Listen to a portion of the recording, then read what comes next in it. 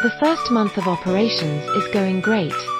Until Ava finds spoiled milk and realizes they're running low on coffee beans. Welcome to the world of inventory, where tracking what you buy, what you use, and what's left is key to keeping both customers and profits happy. So basically, anything we buy to sell, like beans, milk, pastries, is inventory? Exactly. It's part of our assets, but unlike the espresso machine, this stuff won't last years, or even days. Inventory is short-term. It's recorded as a current asset on your balance sheet, but it moves fast, and the cost of what's sold is called COGS, or cost of goods sold for short. COGS, or cost of goods sold, is the total cost of the items you actually sold. If you sell a latte for €4.50 and the beans and milk cost 80 cents, that 80 cents goes into COGS. Now, add a muffin bought from a vendor for €1.20 and sold for €3.50, that €1.20 is also COGS.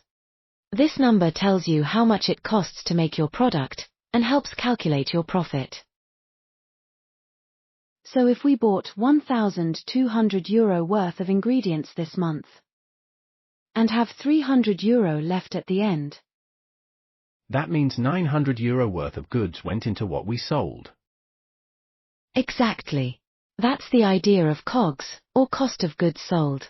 You start with what you had, add what you bought, and subtract what's left. The result, €900, is the cost of the items that actually went out the door with your customers. That number moves from your balance sheet into your profit and loss statement as an expense. In other words, it tells you how much it really cost to make the sales you recorded. So how do we actually figure out which inventory was used? That's where inventory valuation methods come in.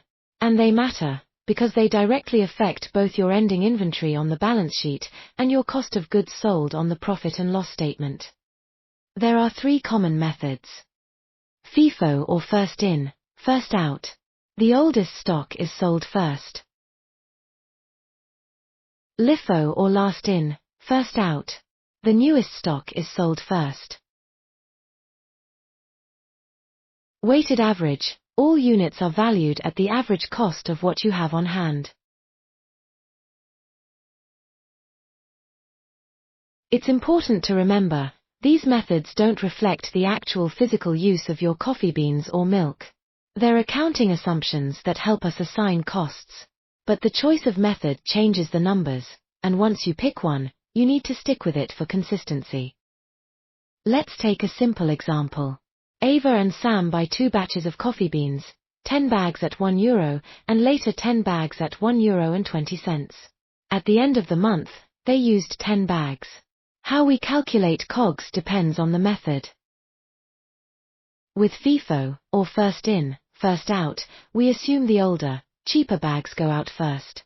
That means their cost of goods sold is €10, and the beans left on the shelf are valued at €12. With LIFO, or last in, first out, it's the opposite. We assume the newer, more expensive beans were sold.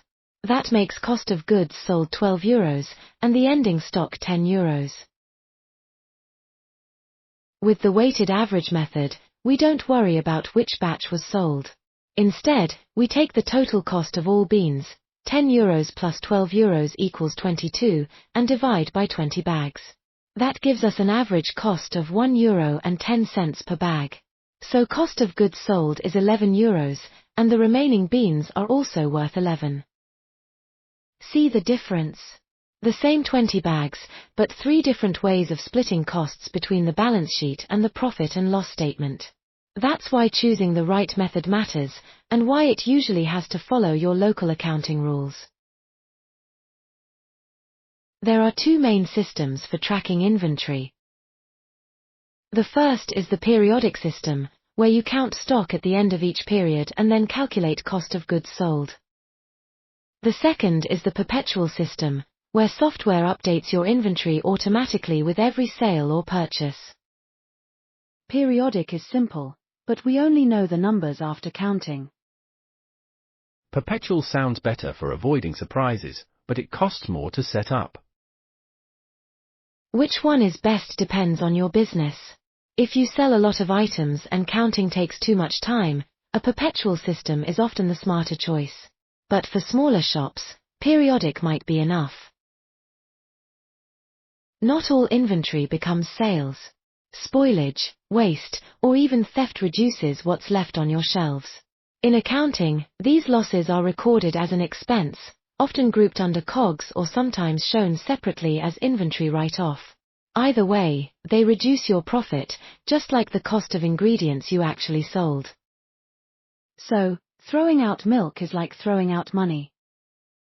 And here I thought latte art was our biggest worry. Good inventory management means fewer shortages, less waste, and more profit. Whether you track it monthly or in real time, keeping a close eye on what comes in and goes out is the secret to keeping your café and your cash flow in good shape. We've got sales, COGS, and expenses piling up. Now what? Well, we also need to pay ourselves for the work we do.